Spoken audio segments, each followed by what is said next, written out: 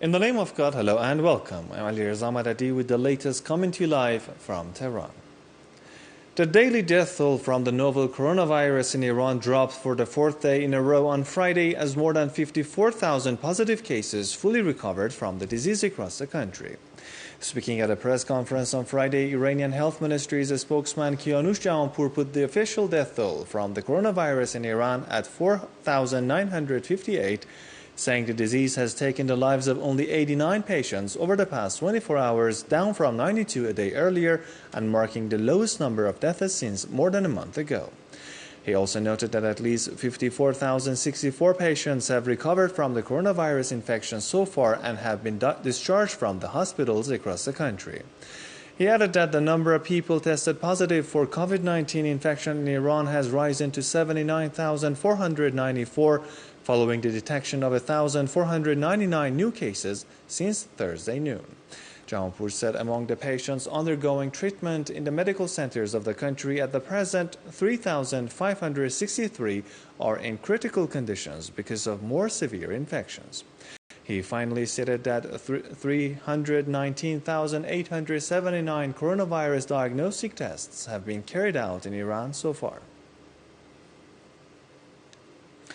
Now, Friday marked the Army Day in Iran. The Iranian army, however, observed the day in a different manner this year. Instead of holding military parades, the Iranian military units expressed readiness to assist the medical society in the battle against the novel coronavirus. It's the Army Day in Iran. Unlike previous years, and instead of giving the marching orders, commanders have given the go-ahead to army specialists and soldiers in protective suits and vehicles to spray disinfectant in public places in an effort to stop the coronavirus outbreak. On this day, we usually showcase our latest defense capabilities. Not this year. We have joined forces to curb the coronavirus outbreak while helping the nation edge out from the lockdown and return to work with safety precautions. It's important to strike a balance between curbing the spread of the virus and defending the country. We are doing both in this biological defense operation. Most public places, from city streets to markets and neighborhoods, are still deserted. Despite a drop in the number of new cases, healthcare authorities continue to distribute epidemic prevention materials, such as masks, protective suits, disinfectants, and hand wash to the frontline workers. The main priority for us is to respond to the COVID-19 pandemic through biological defense operations.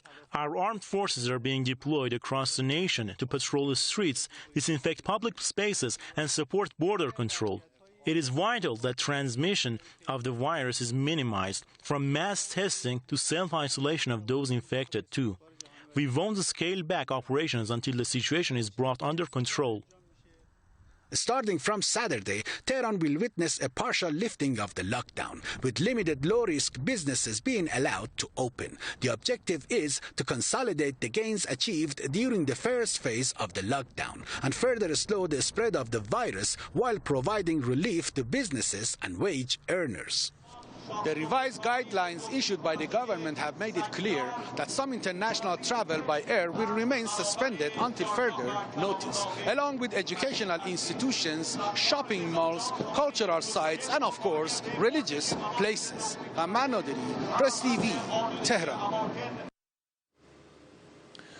Meanwhile, Iranian President Hassan Rouhani on Friday praised the country's armed forces for the great assistance they have been providing for the medical society in the fight against the novel coronavirus epidemic. In separate phone conversations with Chief of Staff of the Iranian Armed Forces Major General Mohammad Hossein Bagheri and Army Commander Major General Abdurrahim Musavi, the Iranian president congratulated the senior commanders on the Army Day and the Ground Force Day and expressed his gratitude to the military forces for helping contain the COVID-19 outbreak. Lauding the armed forces as the guardians of the homeland and health assistance, President Rouhani said military units are a reliable backing for the nation and have always proved their remarkable role in various junctures and developments. The two commanders also briefed the president on the latest measures taken by the military forces in ensuring public health amid the coronavirus outbreak.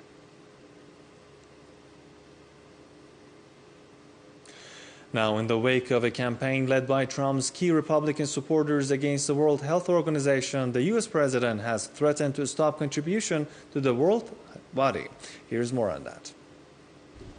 The U.S. president has threatened to stop paying his country's contribution to the World Health Organization based in Switzerland. He is blaming the organization for, quote, calling it wrong and being biased towards China. Today I'm instructing my administration to halt funding of the World Health Organization while a review is conducted to assess the World Health Organization's role in severely mismanaging and covering up the spread of the coronavirus. This comes in the wake of a months-long campaign led by President Donald Trump's key Republican supporters and sympathetic media outlets launched against the WHO. And the American president continues to deny any responsibility for the high death toll in his own country and is getting more defensive by the day. The argument is that you bought yourself some time and you didn't use it to prepare hospitals, you didn't use it to ramp up testing. Right now, nearly 20 million people are unemployed. It's so disgraceful the way you say that.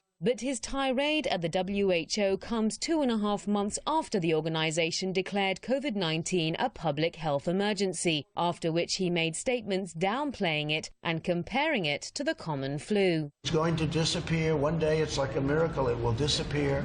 And from our shores, it could get worse before it gets better. It could maybe go away. We'll see what happens. Nobody really knows. It took the American president a month and a half to eventually declare a national emergency. Senior officials at the World Health Organization have pushed back at the U.S. president's move, saying this is not the time to assign blame, nor is it to cut back on funding. We shouldn't waste time pointing fingers. We need time to unite. The latest flare-up appears to have been designed to distract attention from Trump's record during the outbreak and follows the highest toll from the virus in the U.S. in a single day, with more than 1,800 COVID-19 deaths. Bianca Rahimi, Press TV, London. Now, the United Nations Economic Commission for Africa said on Friday that COVID-19 pandemic will likely kill at least 300,000 Africans and risks pushing 29 million into extreme poverty, calling for a $100 billion safety net for the continent. Africa's 54 countries have so far reported fewer than 20,000 confirmed cases of the disease, just a fraction of more than 2 million cases reported globally. But the World Health Organization has warned that Africa could see as many as 10 million cases in 3 to 6 months. The International Monetary Fund, the IMF, on Wednesday said donor aid, including debt relief, was crucial for vulnerable African countries facing an unparalleled threat from the coronavirus pandemic.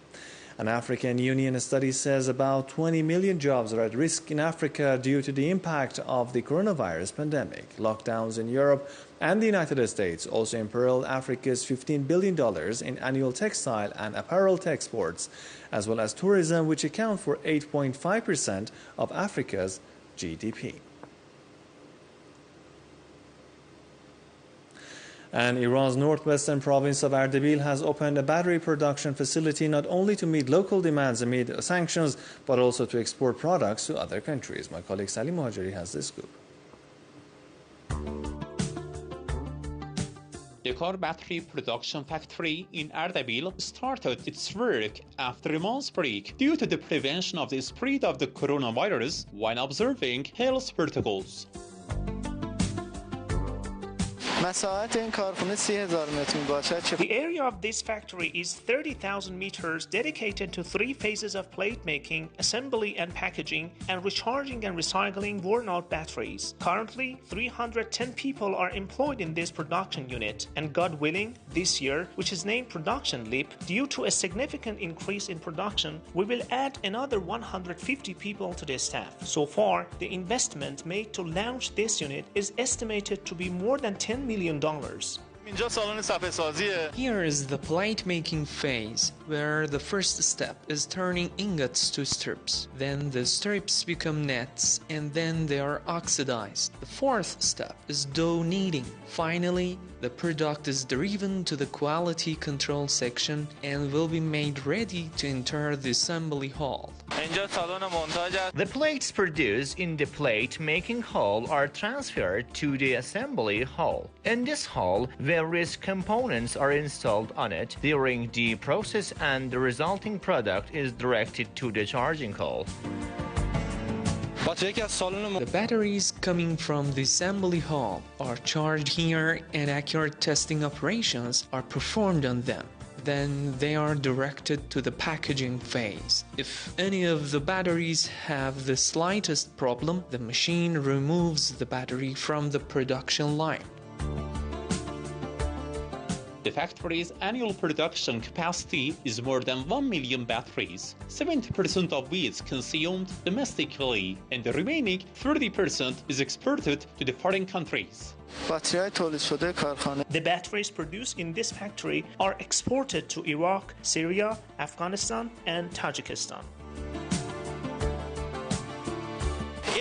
This year, we will also add VRLA and UPS batteries to the production cycle, and our production capacity will almost be tripled on average.